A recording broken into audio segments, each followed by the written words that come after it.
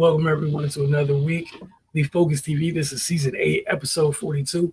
We have Octavia Wyatt with us, which means her team won a primetime game. It should return the following week. Randall Lyons here, Cardell Dudley Jr. and Wilson Tarbay Jr. Octavia, we'll hold off for just a second. Last week, I flipped the first two segments. So excited to get to football. This time, we'll make sure we go in the correct order. Ray, the Washington Mystics, got questions for both you and Cardell. We'll start with the season has come to a close. We've been on Mystics Outlook quite a bit as the season's been winding down tonight. Literally, as we're knocking out this week's show, in the midst of a 10-2 run, trying to make up ground against New York. Ray, with this being the last one, your thoughts on the Mystics season? Not necessarily about tonight, just in its entirety. And we've talked a little bit on Mystics Outlook in terms of looking forward as well, but for this audience. Yeah, we basically knew what it was coming into the season. They're in the rebuild, but there's reason to be optimistic moving forward. We saw what kind of rookie seasons Sonny Citron and Kiki Iriafen have had. Possibly the best rookie duo in league history, man. They've put up historic numbers and they hit the ground running in the W, which is rare, but they've adjusted well. They had some bumps in the road, had some adjustments to make, and they've stepped up to the challenge.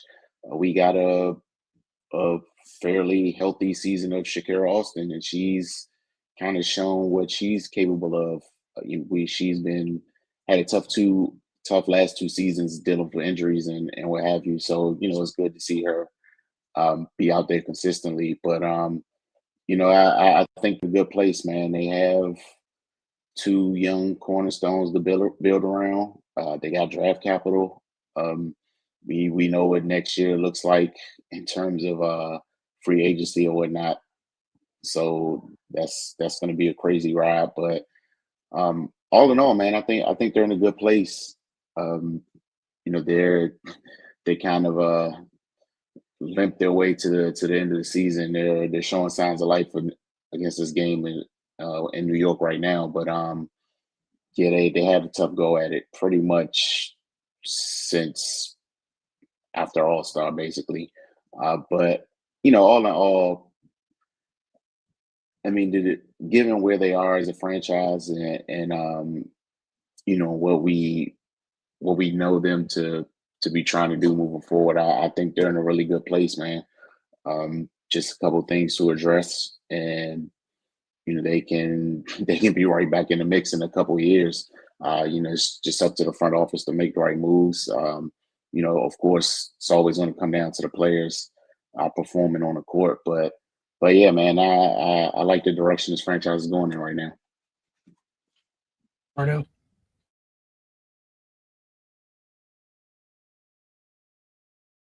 I mean, for me, obviously based on the last game, you got to get the point guard play up to par. You got to see if Georgia's the answer there.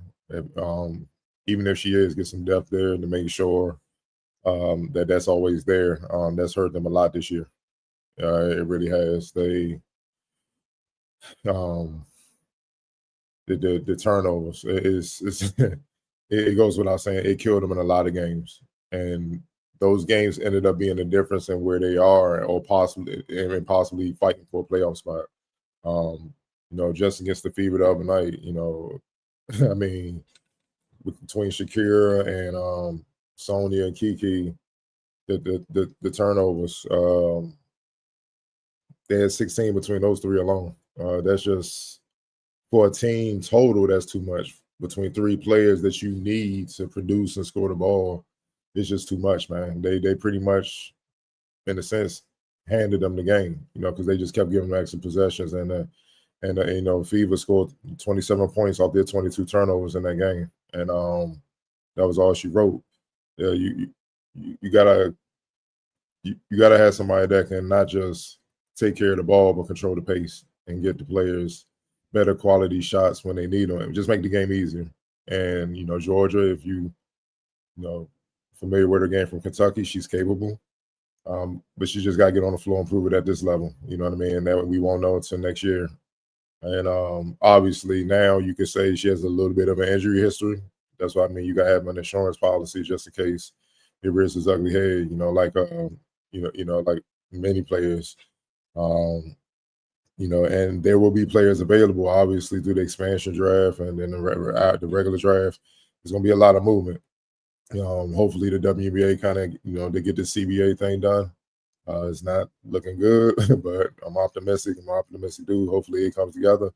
But with that being said, you can't wait around on that. The Mystics, the front office got a job to do. Heck of a start this year, especially compared to how things went last year. Excellent job, A+ with the rookies that they drafted. Nonetheless, you got to build on that. You know what I mean? And you got to see what's out there. Because of the success of the rookies, it might entice a free agent that we are not expecting to want to come and build around them or whatnot. But money is going to be a big deal with that. Like I said, the CBA would dictate a lot. We don't know what it's going to be. We don't know what the salary cap's going to be. It's a lot of unknowns. You know what I mean? For me, DC, the area, I mean, any athlete can be comfortable with, as long as you don't go in certain areas, but you overall can be comfortable. It's a lot to do around here. It's not like a boring city or nothing like that. We're a big market. Our area is a big market, so that's not the thing. What stopped a lot of free agents from coming here is the culture of the franchises, both on the men's and women's side of it, over a number of years. Maybe not its pockets where it's strong, but consistently it hasn't been there. And that's what this new regime has to kind of continue to build on. And I think if they build on that, they'd be right back in the mix. Hell, they was fighting for it right up to the last few weeks of the season anyway. You know what I mean? And more impressive that hasn't really been talked about with the rookie core, Kiki and Sonia. They played just about every damn game. Coming straight out of college, no breaks. That's impressive. You got a bunch of vets that has never done that. So that tells you they built for it. You know what I mean? And, it's very encouraging, man. So yeah, just show that. I think that just the point guard spot, you got your front court that's ready. Sonya, Kiki, Shakira. Make sure Shakira is taken care of because a lot of teams will be after her. As a rookie contract ends, make sure she don't go nowhere. Can't keep her affording to give away talented bigs. Now you let Aaliyah go, okay. We all know where that came from, obviously, you know what I'm saying? After 1 year, new regime, we rolling with our players. She want to play. I get it. It's a number of things. Cool. You can't keep giving teams talented players and think you're going to stay afloat, man. You know what I'm saying? And then, just show up that bench. Show up the bench so the starters don't have to play all world all the time to be able to win. You know what I mean? So, that's it. Once you do that, it's time to rumble. I like where they're going. I like where they're headed to. So, obviously, this last name regime has proven that they can draft. We'll see what happens there, and then, just hit the ground running. Yeah, I'm right with you guys. We're just eager to see where they go from here and how they continue to construct this roster as we go forward. All right, Octavia, let's get it over with. It's just floor is yours. I really have a legitimate excuse today for my attire. It's the thing at work, they have like a football kickoff. So everybody was supposed to wear like their team's attire, and I just got straight in from work in here. So just figured I'd keep it on at this point. So that's what my legitimate excuse is. Apologize. But yes, week 1 of the NFL season has officially come and gone, and it did not come without very, very interesting storylines, of course, in the NFC East, as well as through the entire NFL. But we will stick to the season opening game of the season, where the Philadelphia Eagles played against the Dallas Cowboys. They rose their banner. I was there in attendance. The atmosphere was electric. It was crazy.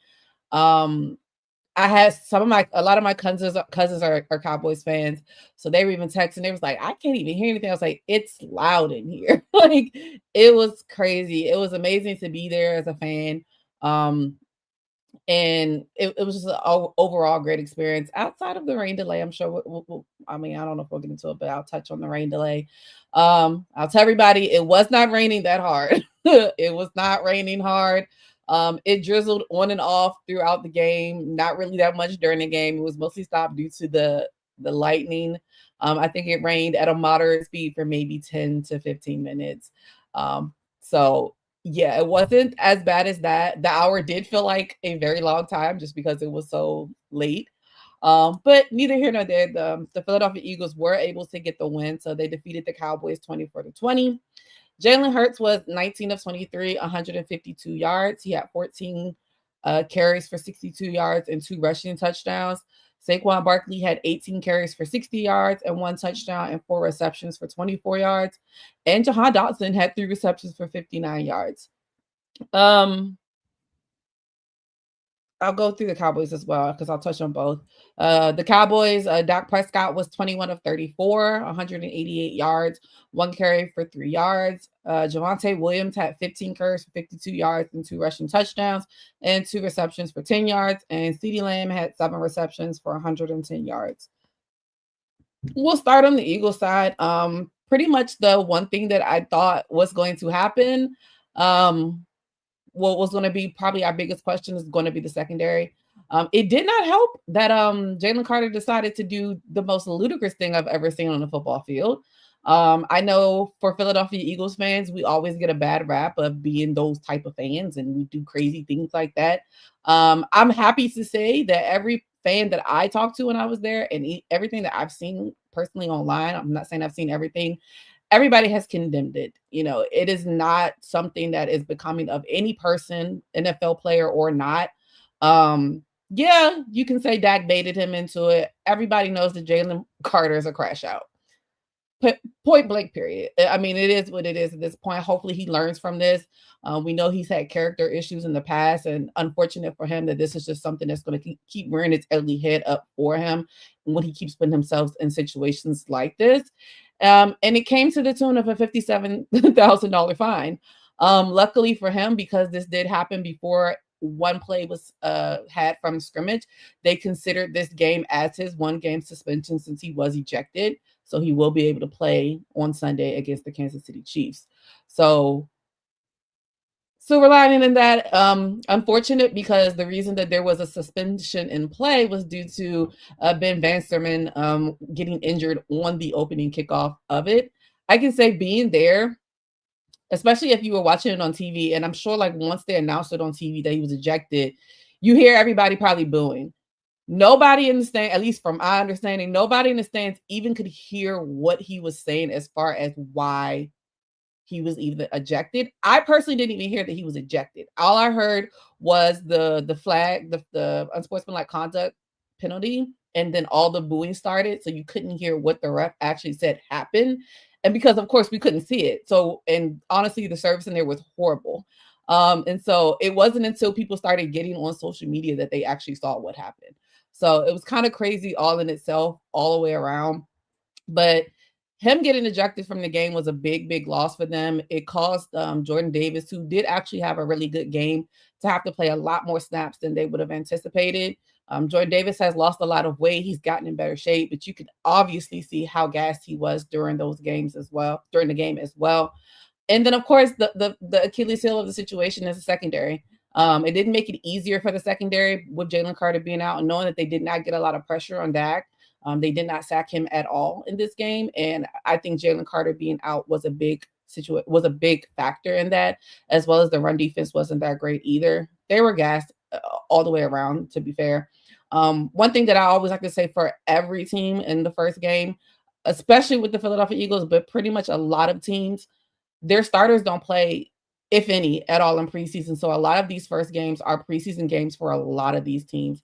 The Philadelphia Eagles had a very uncharacteristic penalties within this game. A lot of them did come in the secondary. Adoree Jackson, they're calling for his head, as you may as you may guess.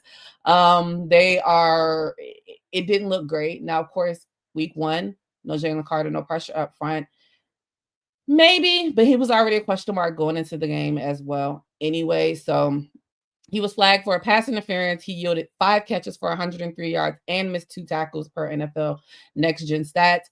That's not a good game. I think he actually even had a presser afterwards. He thought he did pretty decent, and I think that's before he watched the tape. So that's just what I'm going to say.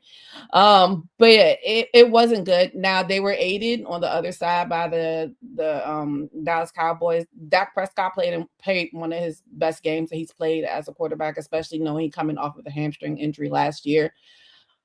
On TV, I'm sure it looked like dots, and in the stadium, it looked like dots. I was like, okay, I don't like this Dak Prescott. I understand if I'm a fan of the team, I would love it. But me, did not love it at all. But he looked really good. You could tell that the injury seems to be behind him at this point.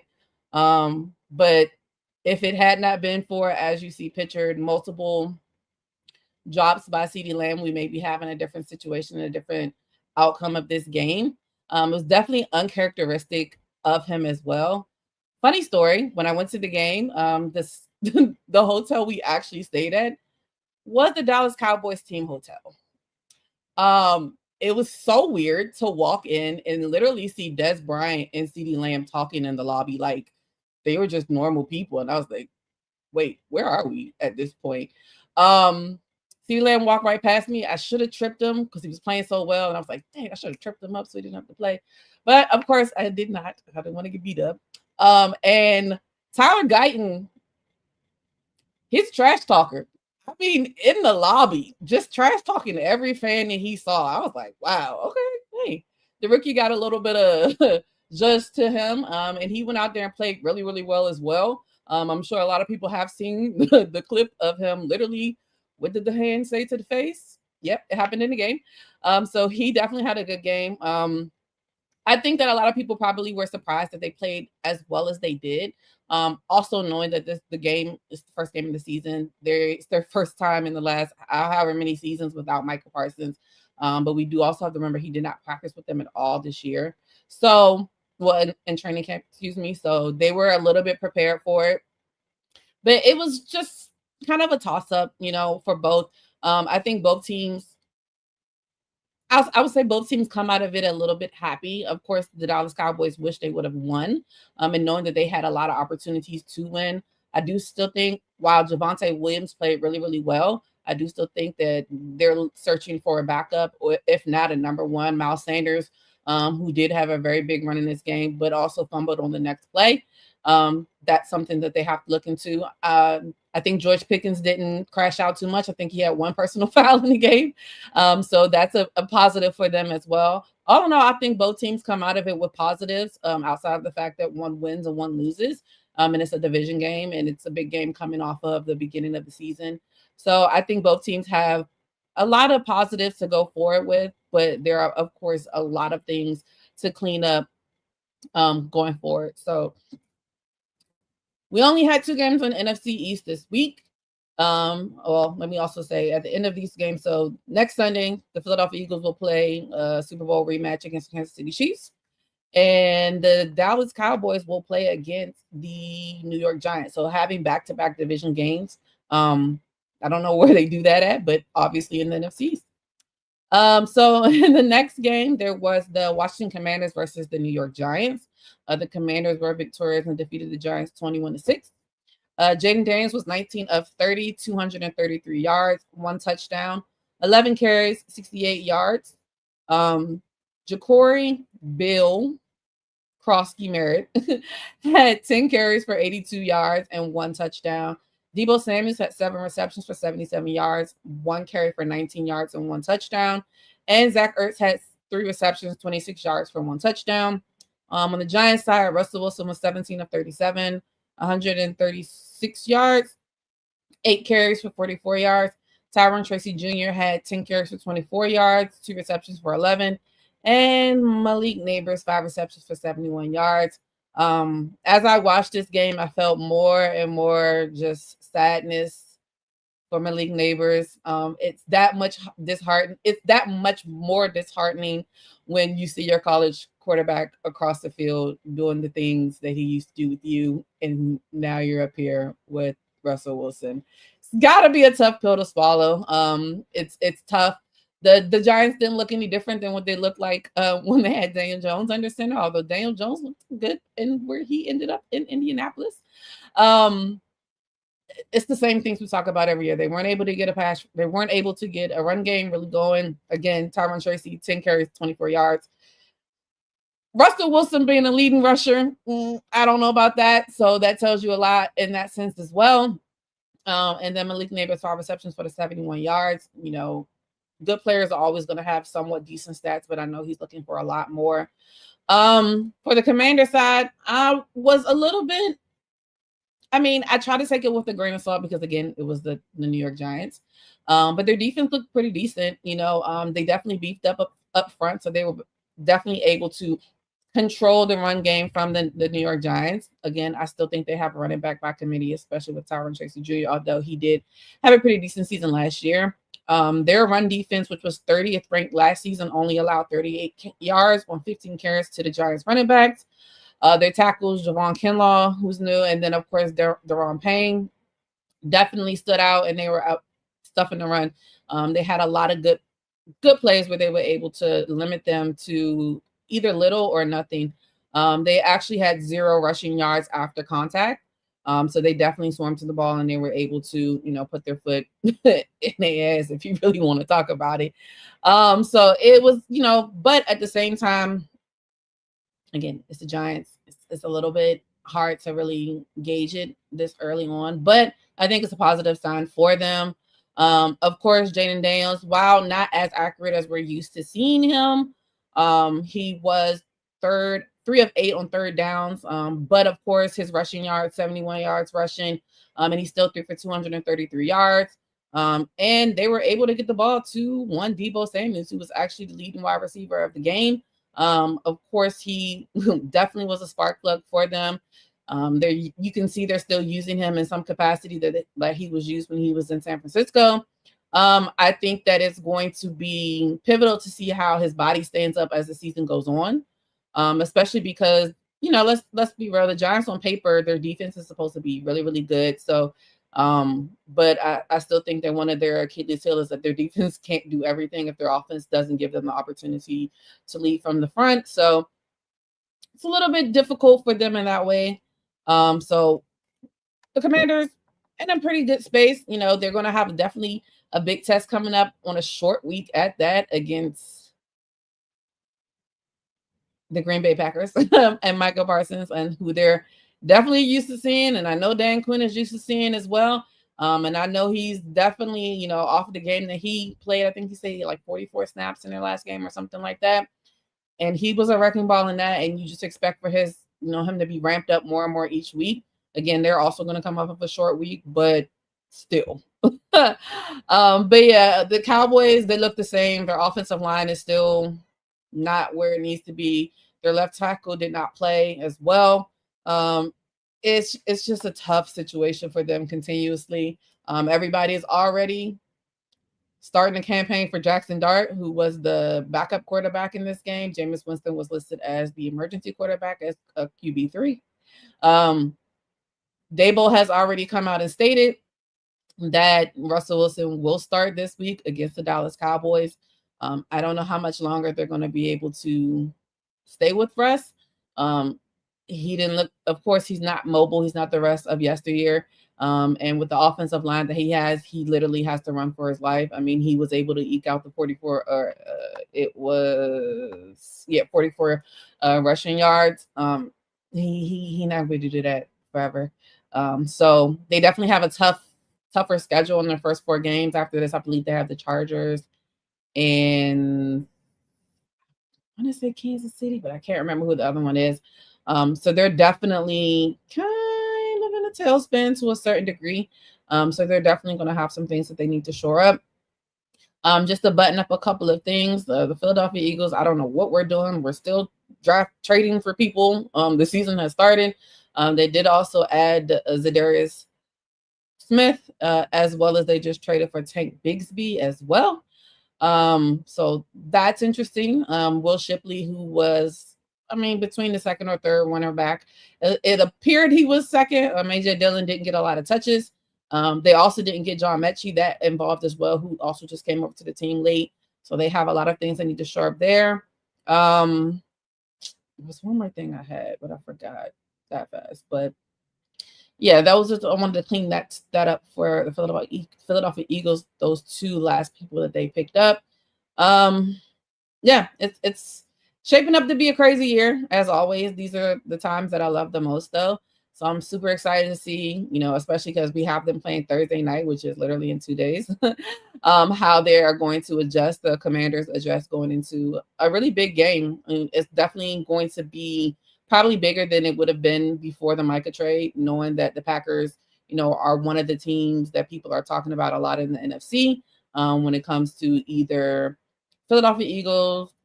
I don't know how much people are talking about the Detroit Lions anymore, even though, again, week 1. The Packers, we're talking about also the Rams, and of course the Commanders. So it's going to be a big time showdown to see where both teams are going to stand. So super excited. Yeah, I need people to just hang up the phone with Howie calls. Also, I don't know. I don't know why they still talk to him. Yeah, but I guess that's why the Jags are the Jags, right? They want to pick top 10 once again next year. But with Micah Parsons, he got that new deal. So, usually when those blue chippers get paid, they move the market a little bit. We saw Denver after Micah got paid, went ahead and blessed Nick Bonito, one of the best pass rushers in the league, kind of under the radar. People get familiar with him. That is a pass rushing demon over there in Denver. So hopefully people get familiar with him. He's one of the best defenses in the league. He's one of the big reasons for it. And again, Denver doing what Dallas didn't do, which is when you get premier pass rushers, you shut up, you pay them, and you go on about your business. Pass rushers cost a lot of money. It's kind of important. Last thing about pass rushers. Now Nick Bosa is cheap, relatively cheap because of the money. Ended the game on Sunday. Pay him $34 million to close games. Look at what Micah just did for the Packers. It matters. Benito teleports off the end for Denver. He doesn't run. He just starts one spot, and next thing you know, he's near your quarterback. It's kind of important. But Cardell, know you got a lot for us. Take it or leave it, a rapid fire. Where we at? Yeah, we stand on take it or leave it, and we're gonna stay on the NFL side of things. Octavia already touched on it, but we're gonna get deeper into it. The NFL officially handed Eagles defensive tackle Jalen Carter his punishment for spitting on Cowboys quarterback Dak Prescott during Thursday night season opener, causing him to be ejected before a single snap from scrimmage. Carter was fined $57,222 by the NFL. This is how much Carter makes in a week based on his salary. The week 1 game he missed from being ejected will serve as the 1-game suspension for Carter, meaning he won't be suspended for any more games. Carter will not appeal the NFL's decision, but instead focus on the highly anticipated Super Bowl rematch against the Chiefs, slated for Sunday. Take it or leave it. Obviously, take it or leave it. Do you feel like the punishment should have been worse? No bias, Octavia. I will be completely honest. When I found out what actually happened, I'll start with this. When I found out that he spit on Dak, regardless of whatever Dak did before, spit towards the ground, whatever that was. When I heard that, I was just like, he's gone. Like they're going to suspend him. And I literally said that to multiple fans over, and I was like, he's not playing next week. So I'm actually surprised. As a fan, I'm gonna take it because we're gonna need him. But I'm surprised, especially because of this whole no nonsense and how they are about, reputation and, going against the Shield and putting them in a bad light, knowing that this was literally the first game of the NFL season on national TV in front of everybody who has been waiting 245 days or however many days long it was for the game to come on, and for this to be the first thing that happens. So I'm actually very surprised that he was not suspended. I do think the technicality of the fact that he did not play a snap is interesting, where they will be taking that as in consideration of it. I mean, the fact that he was literally fined, like that's literally some people's whole year's salaries, like that he was fined. And again, knowing that he is still on a rookie contract, I mean, I know it might not be that much money to him, but it's a good chunk of change, I would assume. And then I also hate the fact that now, of course, I think NFL players are sometimes put in situations where they are expected to be a leader, they're expected to be a role model to other players or other kids and everything like that. You had a situation in a college game where another player spit on a player. You know, you don't want to say that it's literally because of this situation, but you don't know. And it's just unfortunate that it happened in this game and then it happened in that game as well. And that's not a trend that we want in any type of anything. That is assault. Like if you were on the street, like that is assault. So Jalen, I hope he learns from the situation. Again, I've said it before and I'll say it again. He is a certified crash out. We know this. He didn't even have to put himself in the situation to even be near the huddle in the first place. Had he stayed where he was, focused on the fact that he was getting ready to start a game, we wouldn't even be in this situation. So I'm gonna take it as a fan, you know, that they don't have to, that he doesn't have to miss another game. But as a human being, and as just a fan of the NFL its own, I would leave it in that set that I do believe that he should have been suspended, if they really wanted to make an example for a certain degree, because it to me is a non-negotiable, it's not tolerable in the league. But hey, I'm just a fan. Ray, man, what are your thoughts, man? Your boys was looking soft. Go ahead, man. Speak your people. Right, because it should have been a fight. To be fair, That's exactly what I was about to say. It should have been thrown. Like I'm sorry, they fought later in the game. Nah, your man should be missing a season. And to be fair, like the fans, you know, are super hard. Like literally, as soon as they came out, I mean, I seen middle fingers flying, FU bombs. Like they should have been hyped up at that sense. Like, so the fact that's why I didn't even know what happened, because nothing really transpired. It didn't look like, it just looked like they were talking. And the next thing you know, you saw a flag get thrown. So it was just like, what happened? So yeah, I mean, it definitely should have been some hands thrown. Maybe Dak shouldn't have been the one that did it, because you know you protect your quarterback to that sense. But I'm surprised there wasn't a fight. Yeah, I mean, if they want to let their quarterback get spit on, I'm not going to get worked up about it. So, you know, it is what it is. I was definitely shocked that you know, that they considered that the 1-game suspension. Like Octavia said, they you know, they use that technicality, but I'm not even concerned about the league's punishment. Like, if you spit on me, the punishment is going to be you getting your ass beat thoroughly. So, yeah, if that's what they decide to do, then cool. But yeah, dog, that like you said, Cardell, they looking like food. Like your quarterback got spit on in front of the whole team, and the only thing that happened was the ref threw the flag. Nonsense. So yeah, I don't care. Like that's foolishness. Jerry Jones. Oh, you sure know how to pick him, Wilson. Yeah, I'm gonna leave it. He should have been suspended for a couple weeks. And again, like I tell you said, like you came in the league off some crash out stuff, like high level crash out activities, like all the biggest of red flags. Just for coming in the league with multiple red flags like this, I don't want to see you till next year. Like sit your butt all the way down. Like you should be aware that if everyone perceives you as a crash out, you don't have room to do things like this.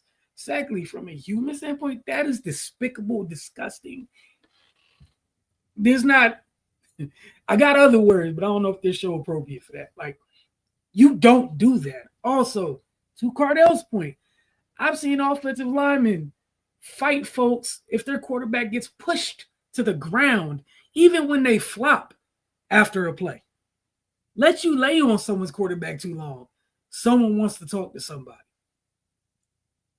Either it was a hell of an amazing display of restraint, but from the guys up front, like nobody took a paw at him. Nobody. Like nothing at all. But as Ray said, if they don't care, I guess I shouldn't care too much. But now I'm gonna leave that. Like and the technicality is wild. I thought Howie just had something on GMs. Clearly, he got it on the league too. How the hell do you get kicked out of game and they count that as a suspension? The game started, y'all. What are you talking about? He doesn't play special teams. That large man is not on the field for special teams. It was 6 seconds in, and he got ejected before the first official snap of offense. Bro, banish him to the phantom zone. Like, but this isn't it. Just to be like, oh, well, you know, since he technically didn't play, I guess he'll be back next week. Just because they got a big matchup with the Chiefs. That's just as bad as I'm not gonna let the Chiefs off the hook. How is Gene Rice cleared to play? Dude was doing GTA level side quests in real life, and he's available to play. How? So NFL, y'all on one right now. For the sake of the Super Bowl rematch, y'all are tripping. There's multiple players around this league that got suspended, you know, the substance abuse, stuff like that, and it's not to make light of that. But, bro, you got GTA side quests, super crash out, man. No suspensions. None. Like, dare I say, he's had more Jalen Carter's had more incidents in terms of crashing out than plays, memorable, like big plays on the field in his NFL career. How the heck do you get out of this with a technicality? Maybe I can see it was like some outstanding citizen within the NFL circles. Dog, he was a crash out at Georgia. He was a crash out on draft day. He was a crash out when he got to Philly. He's been crashing out ever since. What are y'all like? Yeah, I'm leaving it. That's crazy.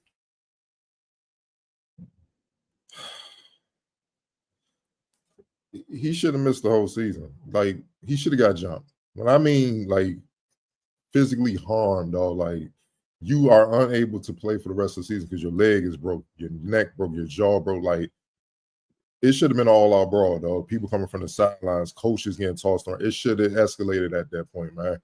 Like, you can't have that. Now I really look at the Dallas team like y'all all just the P word, man. Like, I don't feel nothing over there. If I'm a fan, yeah, it's gonna be a long season because they tolerated that. All 5 offensive linemen right there, they seen it. Even Dak, I'm like, Dak, throw a jab, dog. That will be that will be understandable at that point. You let another man just spit on you, dog. F that flag. It's no way you can walk off that field healthy, bro. Like, you're going to miss the season. You're gonna miss a lot. You're gonna be hurt, man. You know what I mean? It should have been an all-out brawl. And I remember, like, incidents happened back in the day when I was a kid with the Broncos. Bill Romanowski spit on J.J. Stokes. Our team got at Bill Romanowski. He's on our team. The brothers on Shannon Sharp, Willie Green, all the brothers, man, they got at him in the locker room. Like, Shannon, they had to step in. It's documented because they ain't look at it like, oh, you doing that to the enemy. It was a racial thing. It's like, nah, bro. Especially like somebody like Shannon Sharp from the deep South. Like, nah, bro, we don't play that. We don't play that. Like that, nah, we at you. This how you know we in a time full of some soft, we in this very soft time, man. Because there's just certain things you just can't do. You it shouldn't even come to that, bro. Like, I just, like, bro, Michael Parsons is the least of their concerns. Because Mike, I understand, bro. I understand, man. Give me my money, bro. Look what I'm playing with. Look at these dudes I gotta go to war with. You trying to hold up my check? Man, please. I need all of that. Cool, trade me. I remember when T.O. did the joint in Cowboy Stadium, messing with the logo and all that. And Emmitt Smith, they got mad over that. Imagine a spitting incident. And that, like, it gotta go down, bro. It's just certain things. I don't want to hear about no professionalism. I don't care about no money. We men at the end of the day. It's just certain things it's certain lines you don't cross. And we live in a time where they blending all this, man. Like, to get away with bullshit. That's one of the things you can't get away with. Like, you got to get hurt bad. All 5 offensive linemen should have pushed Dak out the way we got this and jumped on his ass and whooped his ass. You know what Dak should have did? I will pay the fine. You good, dog. Good looking out. And that would show everybody, don't play with us, man. Keep it about football or y'all going to get your ass whooped. So now, I'm like, everybody in the league should be looking at I've seen former play James Harrison, the little podcast he had with Hayden. He said there's no way anybody on that field had kept me off of him, man. He said the things I would have did to him would have been unhuman. Like instant, dog. Like he said, I don't see how Dak stayed under control with that. That just tells you the type of people over there, man. Like they're nice guys, man. So like I'm just saying. So if I'm a fan, I'm just like, you know what, I'm good, dog. Like it is what it is, dog. I can't put much investment in it because there's just no way. It's no way. Like I'm the type of dude, I'm ready to swing if you say certain things. Spit is nothing to talk about. I'm jumping on you. I don't care. I'm hurting you. I got to get you, bro. You can't walk in the locker room. You gonna hold me like I'm gonna get to him. He can't leave the stadium healthy. It's a wrap, man. That's nasty, dog. That's one of the worst things you could do to him, man. Like that's worse than getting slapped. You see what I'm saying? Like it's just that's like that's basically just saying you in front of everybody, man. You ain't like what you gonna do about so what? And luckily for Carter, it would be worse if they would have lost. Luckily for him, they won. So it kind of masked a little bit of the sting. Had they lost that, come on, dog. But they didn't deserve to lose that because like I can't even the Cowboys, like I can't point to one dude over there that you can say tough got some heart after this situation. That's what it is now. Until they prove otherwise. Because there's no way you should be allowed to get away with that, man. But we in a totally different time, man. I'm good, man. certain type of dudes stay away from me. I'm cool, man. Like oh man, they would have fought in baseball for that. Oh, 100%. But NFL players just let that rock. Like benches would have cleared in baseball. Like they'd still be fighting in baseball or something. And I'm like, that's crazy if you do that to me and I got a bat in my hands. Like you really got a death wish. You really got a death wish, homie. Something wrong with you. I just don't understand baseball fights. That's why I know a lot of them can't, because you can't hit me with a pitch to do certain things. I got a bat in my hand. I'm like, are you crazy? Oh man, you got a death wish. All right, cool. I'm gonna grant that wish. That's how you made it. But it's no way he should have walked off that field healthy, man. Like comfortable, the complaint, and he looked like he complained, like, "Oh my god, really?" No, for it, because like he walked off with his hands behind his back. It looked like he was like whistling when he was walking. I was like, "Hey, okay," but let me play devil's advocate. I don't know. This is for the Cowboys though, not for us. Like, there's literally nothing. So, like I said, being there. Outside of the people that were right there, of course, like you said, the offensive tackles and everything that were right there, they definitely should have did something. Like I said, being there, nobody knew that happened. They didn't show the replay on that big ass screen. They did not in the stadium. They did not.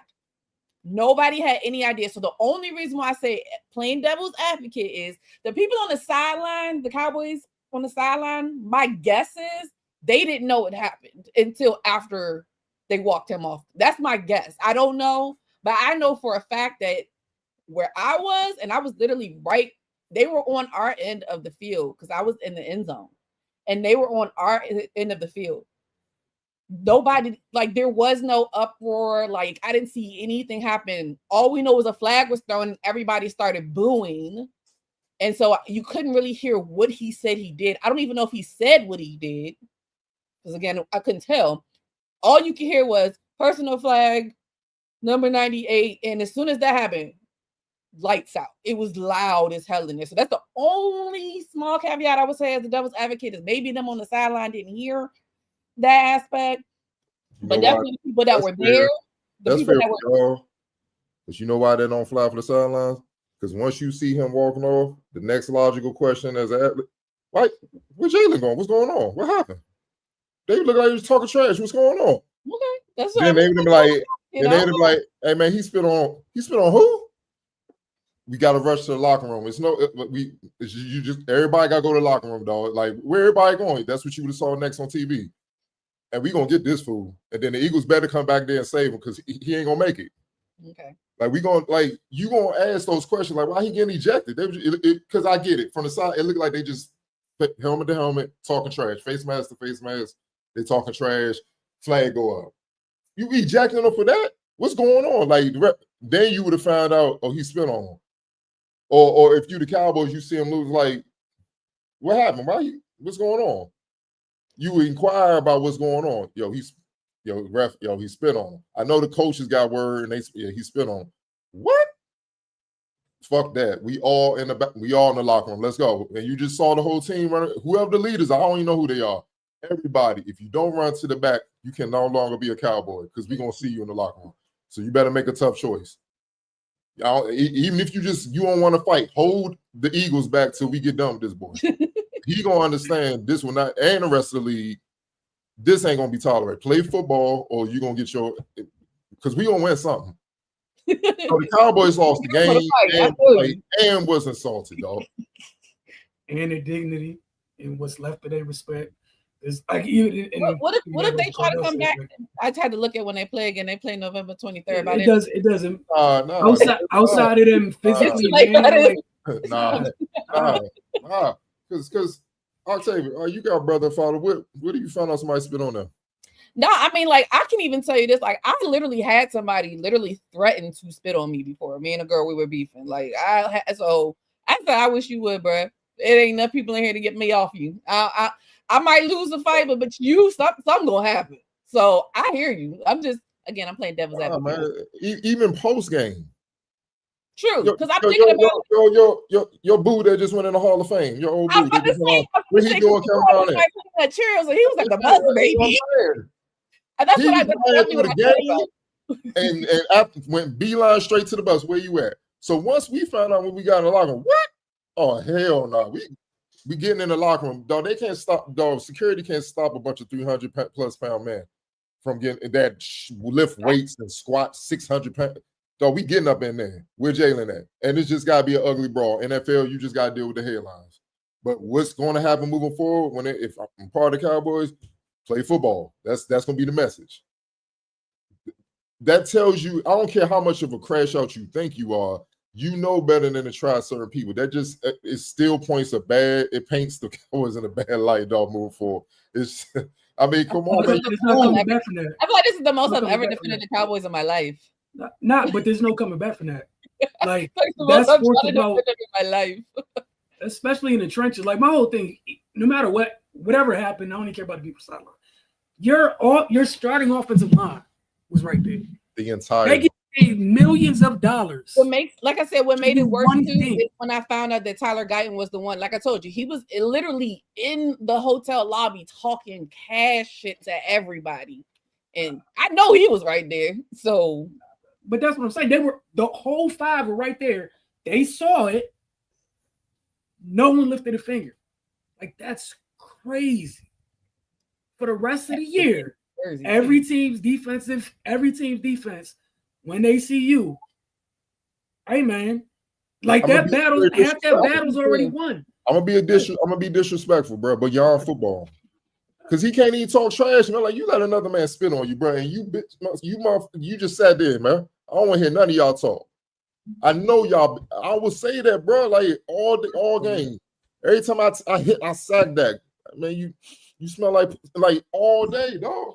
It will never end. 16 weeks of that. 16 more weeks of that. No, for the rest of your career, I'm gonna bring that up, dog. Like every time we play y'all, I'm gonna bring that up. So you check it, bro. It never. That was in division too. No disrespect. I don't even like bringing it up. Pippen, he never lived down that migraine game and what the Pistons did to him. It still follows him in retirement. Like, dog, you can't go out like that. It's just certain things as a man. Hell nah, you cross that line. I gotta push you back across the line, and I gotta make an example out of you to show everybody else. Don't cross that line with me. Now, anybody else, you welcome to try. With me, don't cross that line with me. Period. And that line was crossed. They danced across that line. They did flips. They didn't do nothing to push them back across. No, they just stood there. Oh, you threw a flag. We got them. Come on, bro. Yeah.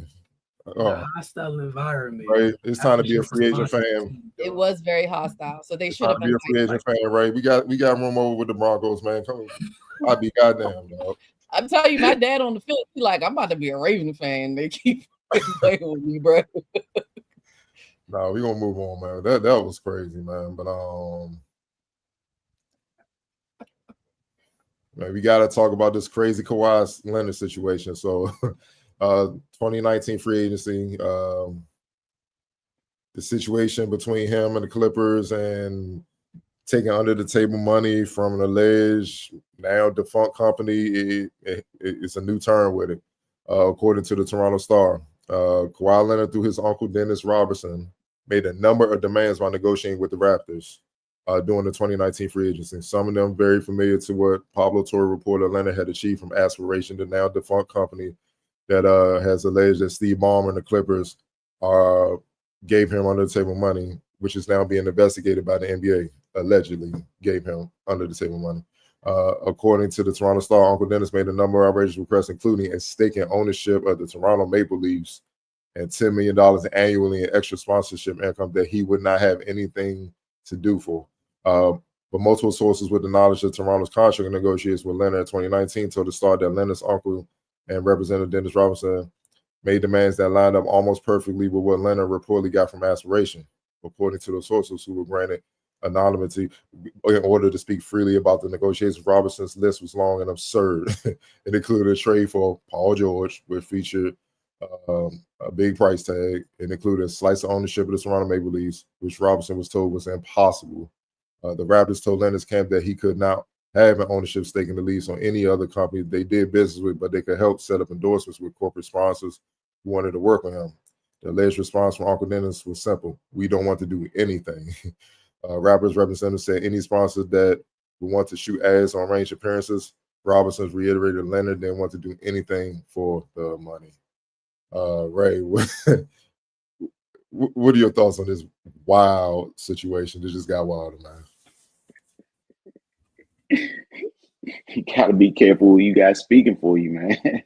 Like, I mean, I don't know if Buddy was operating at his own, if he just went off the reservation or he was operating at Kawhi's BS. But either way, you got some big balls to walk into somebody's office talking that type of shit.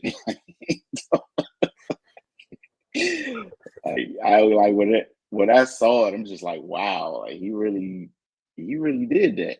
But yeah, I mean, it seems like the Clippers have some kind of logical defense set up as to why things went the way they went.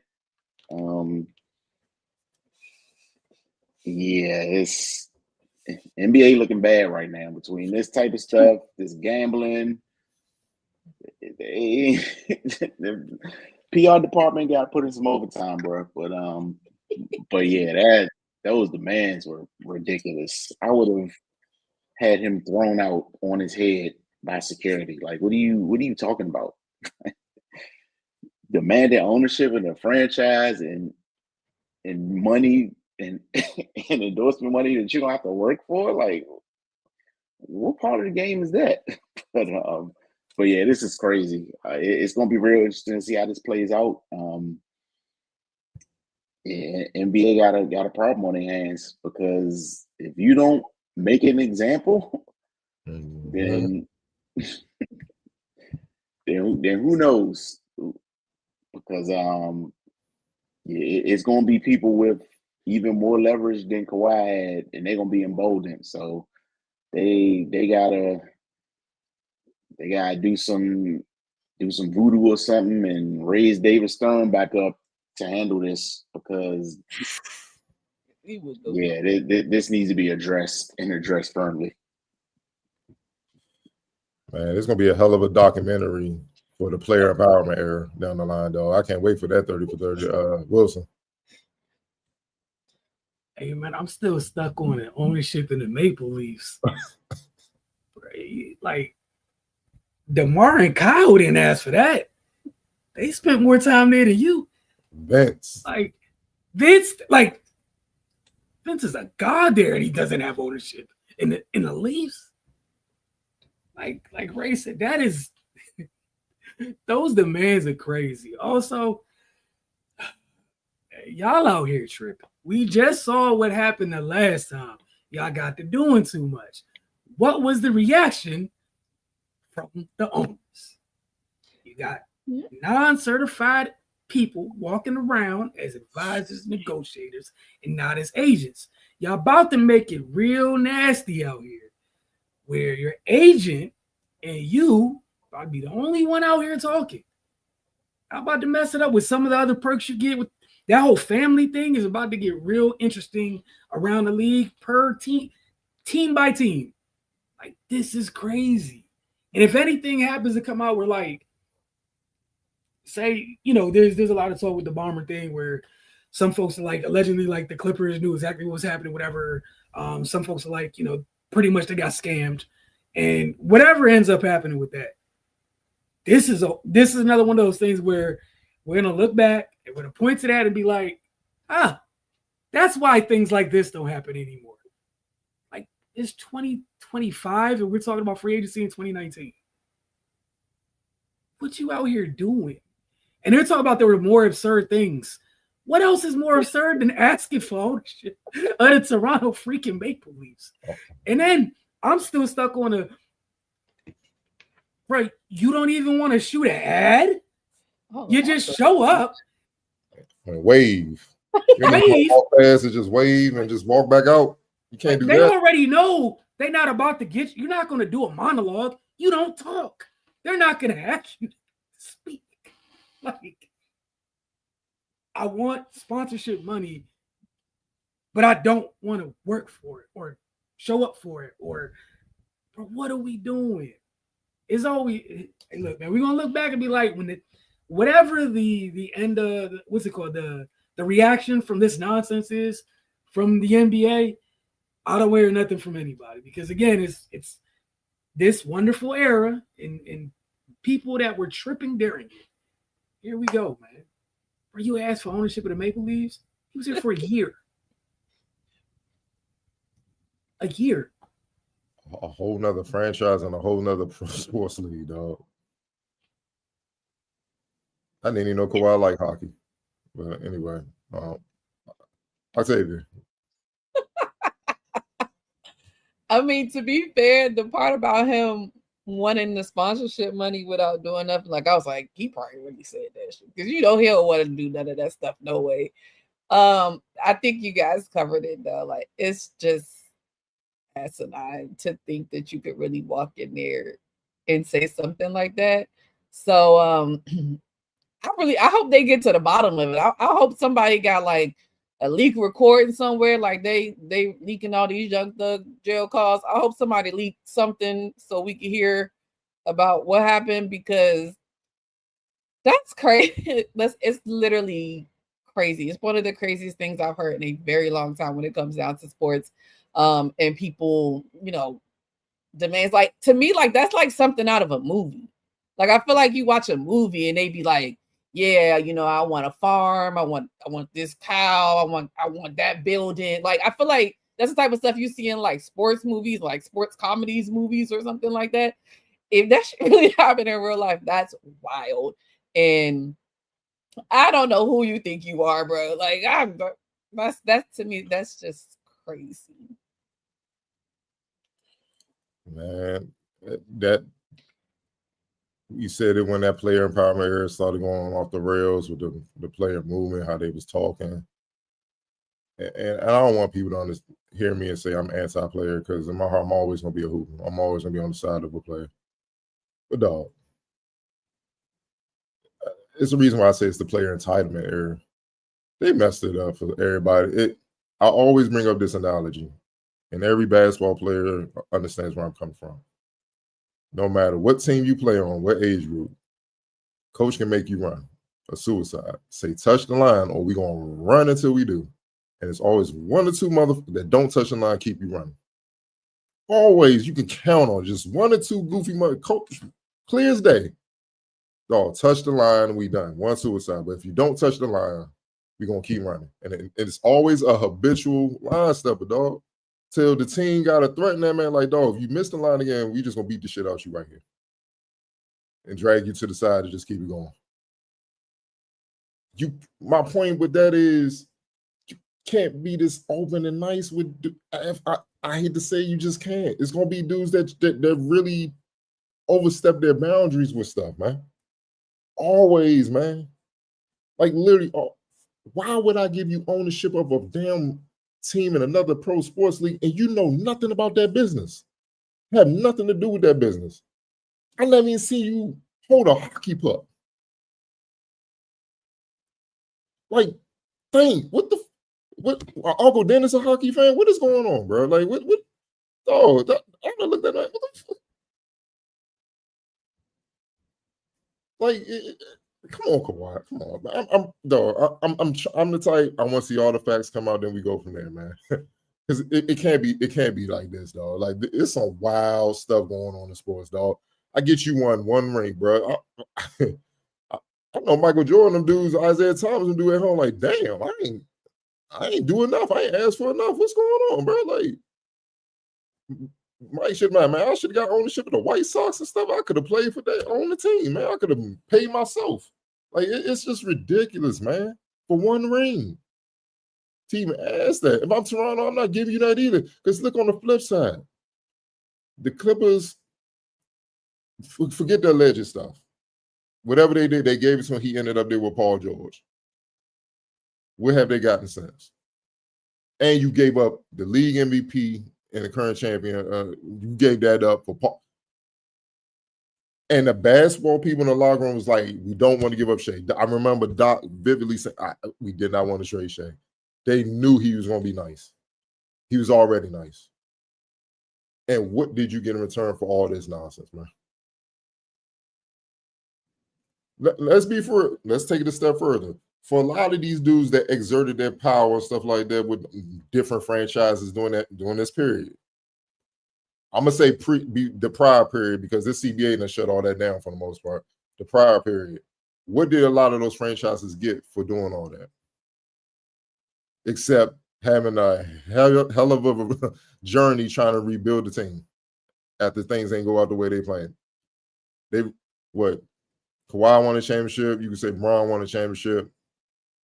That's it. They abuse their power. That's what that era is. And it's why you can't just give, even though they're superstar, you just can't give certain people everything they want because they don't. It's like when you were kids, certain kids don't know how to act when you give them everything. They're going to abuse it. They're going to act a fool. There are certain kids that's going to take it, do what they're supposed to do. But more times than not, it's going to be a kid that act a fool and just really just go off the deep end, and you got to reel him back in with some severe punishment. That's what's about to happen to the league. It's already happening with the CBA. You got dudes that a few years back would have got $100 million. Nah, sign for this $12 million. Call it a day. You don't like it, go overseas. And you're seeing a lot of NBA players just go overseas because they just like, hell, I can't make the same here. Like, it's real now. And depending on what this investigation leads to, it's going to get more real. Look, I like Adam Silver. I do. He's been great. The league has expanded. But at times, I just feel like he ain't had enough of a strong, firm hand on things, like when he needed to come down hard. But now, David Stern, you could say he was the opposite, the other way, the extreme. He was too extreme at times.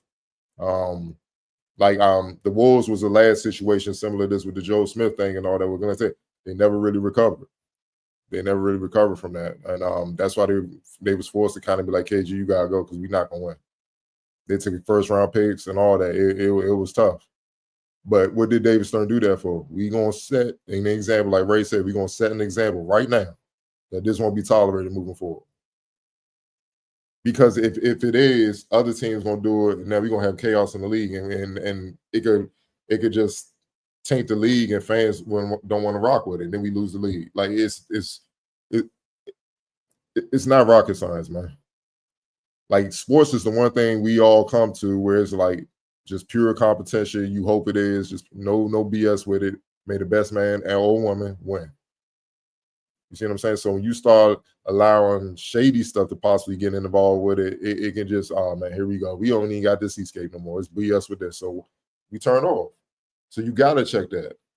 I get Adam Silver. He wanted to be player friendly with all that, but and for the most part, it's been successful in a lot of areas, but it's always the couple of people that mess it up for everybody.